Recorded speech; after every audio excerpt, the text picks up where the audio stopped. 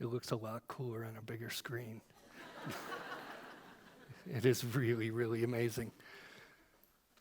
So, as the innovator of the pause, that video resonates with me. The artist used images. The artist used music.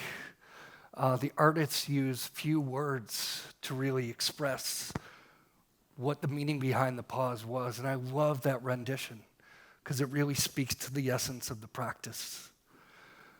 Often, when we see images like this up on the screen, we say, wow, imagine we've all stood there, right?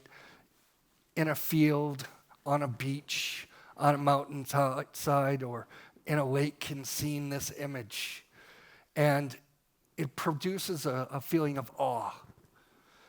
In academia, they call this feeling of awe ineffability.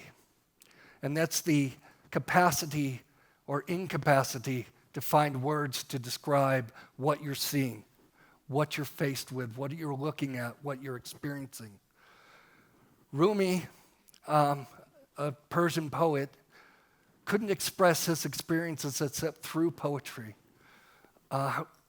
It's in the loss of words, and I think that's in the power of what the pause is where we capture the moment. In 2009, I was a trauma nurse, and I needed to find a way to heal myself. And I saw that there was something lacking, a ritual of some sort. And after a trauma, I stopped the room, and I asked, could we take a moment? Could we just take a moment and honor this person's life? Could we honor this patient? Could we honor the work that we've done? And just do this in silence? Because I think silence captures that awe moment of death, because there are no words to fix or heal that. And so I started that practice, and it spread. It spread virally. It spread through other people sharing my narrative, and it spread through efforts and shared stories, and it just shared across the country and across the world. And it couldn't have been shared and couldn't have spread without ambassadors. And those are people who stood up and said, I see what you're doing, I see what you've done, I want to do it for my own facility. And Dr. Perez-Protto, my friend who's going to be coming up next, did this in the Cleveland Clinic. And she did it in an amazing way. And I invite her up on the stage. Thank you.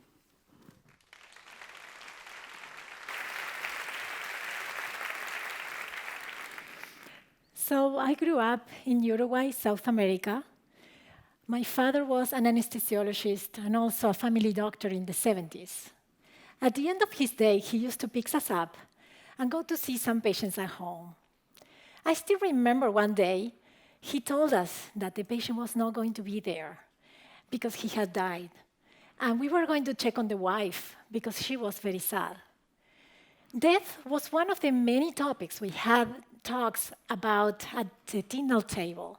So death was normal for me since a little ago. When I came to the United States, it was a little surprising to me how difficult it was for people to navigate death and dying. In a recent interview to Dr. Cosgrove, the former CEO of the Cleveland Clinic, he shared being still haunted by some of the deaths of the patients that he took care of when he was a cardiac surgeon. He said that doctors see death as failure instead of a natural act. So he established the End of Life Center and the Office of Patient Experience that I had the honor to lead. Our goals are to respect patients' preferences, improve family experience, and also foster caregiver resilience.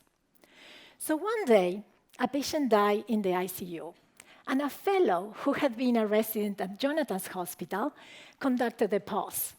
The nurses loved it, and they approached me to spread the practice across the organization. And we are very organized. So we did pilots, we did a script, we asked for feedback, we placed the script in every nursing unit, in all the code cards, in every operating room, in our phones as an app. And then was the day that it was my time to conduct the pause in my ICU. And I will be honest with you, I felt vulnerable. It was like walking in a space that I'd never been before. With time, became natural to me to do it, and now I wonder how I practiced for so many years without pausing to honor the person and honor the team. The pause has been transformational at the Cleveland Clinic, and we are doing it today from the bedside to the executive team every Monday. 1 every 5 Americans are going to die during or after an ICU admission. Joanne Castle is a surgical ICU nurse who studied the conflict between teams taking care of patients at the end of life in the surgical ICU. She interviewed nurses, intensivists, and surgeons. She found that the nurses are the ones protecting the patient's story, the values. The intensivists are the ones protecting the patient from suffering. And the surgeons are the ones protecting the patient from dying. Death is the main enemy of a surgeon. So when I heard Michael Hebb talking about death over dinners, I thought, how about if we gathered outside the hospital without our lab coats and have a human experience to share our feelings about death and dying of our own? Can we change the way we treat our patients? Death over dinner has been transformational as well at the Cleveland Clinic, and I'm excited for you to know more about it with Michael.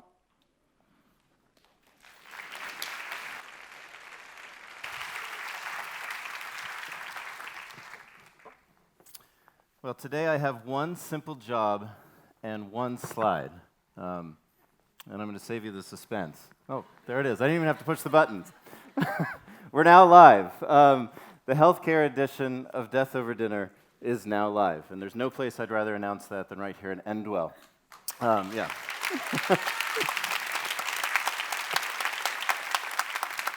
For those of you unfamiliar with Death Over Dinner, let me explain. So first, death dinners. These are actual dinners. People do get together, they share meals, and they mostly talk about life, not death, mostly life. They talk about their values and their priorities.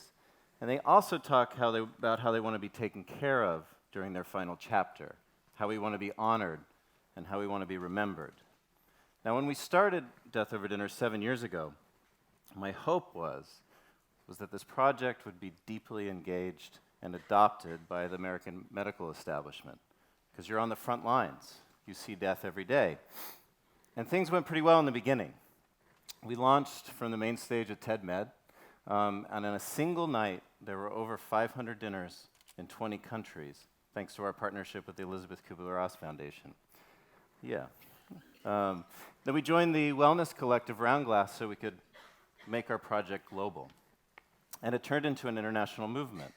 Since we started, there have been over 1 million people who have sat down, shared a meal, and used our free resources. In fact, the director of Death Over Dinner Brazil is somewhere in the audience, and we met at Endwell. So thank you, Endwell.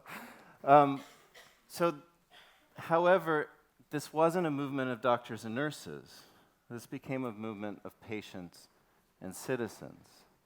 That all changed when I met Silvia Perez-Protto, and the Cleveland Clinic asked if they could build the healthcare edition of Death Over Dinner with us. A whole new resource entirely for clinicians, for care teams, et cetera. And so that's what we've been doing. We spent the last 18 months having a lot of dinners, having a lot of conversations, and making sure that it would be very useful for all of you. Now, I've been at a lot of dinners, and a lot of death dinners, and I haven't seen anything, experienced anything more powerful than these dinners, than the healthcare edition dinners.